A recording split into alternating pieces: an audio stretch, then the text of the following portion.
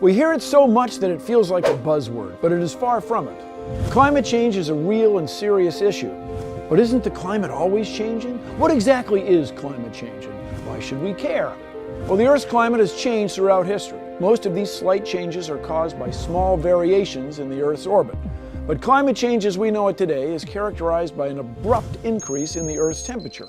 It is estimated to have gotten 1.2 to 1.4 degrees Fahrenheit warmer in just the last century. 10 out of the last 13 years were the warmest on record. 97% of climate scientists agree that this new tendency is not caused by the variations of the Earth's orbit, but rather very likely caused by human activities. That means you and me. And since the Industrial Revolution, we have come a long way. Humans built airplanes, faster cars, developed remarkable technology, and learned how the natural resources around us can be used for our benefit. Although this has led to many wonderful inventions and advancements, like the device you're using to watch this video, or the ability to take a plane halfway around the world, it also means we've increased our consumption of natural resources and in turn released a lot of greenhouse gases into the atmosphere. Now, greenhouse gases occur naturally, but in excess can be dangerous to our planet. Modern human activities have increased the release of non-naturally occurring greenhouse gases because we have stepped up our demand for burning fossil fuels. The composition of greenhouse gases traps heat radiated from the sun. The more heat they trap, the warmer our planet gets. And as our planet gets warmer, we begin to feel the effects. One of climate change's biggest victims is our oceans. Oceans regulate the Earth's temperature and provide 50% of the Earth's oxygen. Now, climate change has increased the global temperature of the oceans by more than 0.3 degrees Fahrenheit since 1969. Although a warmer ocean might seem inviting to a beachgoer, it actually has devastating consequences for supporting life at sea. One of those consequences is ocean acidification, a direct effect of increased dissolved CO2. Since the late 18th century, ocean surface acidification has increased by 30%.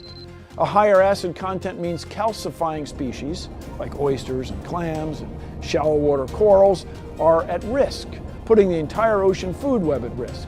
This is bad news for the 1 billion people relying on the ocean as its primary source of protein. Climate change has also caused the sea level to rise. Just in the last century, sea levels have risen 6.7 inches, but the rate in the last decade has nearly doubled. Sea levels have risen because as the ocean gets warmer, it swells. On top of that, glaciers and ice sheets are melting. Antarctica lost 36 cubic miles of ice between 2002 and 2005, and since 1994, each year on average, the Earth has lost 400 billion tons from its glaciers. That's like an ice cube 7.5 kilometers on a side, 4 miles on a side, melting and flowing into the sea.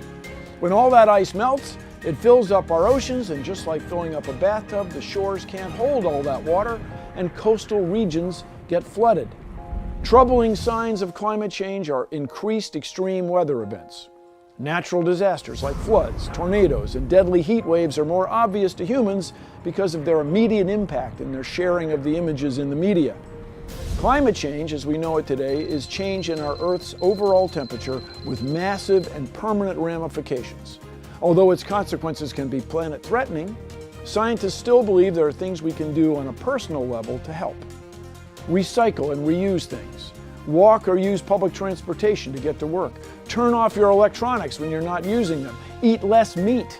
While you're at it, eat more locally grown vegetables and foods. And last but not least, spread your knowledge and concerns about climate change with others. When it comes to climate change, the main takeaway is that it's real. And although we are part of the cause, we can also be part of the solution.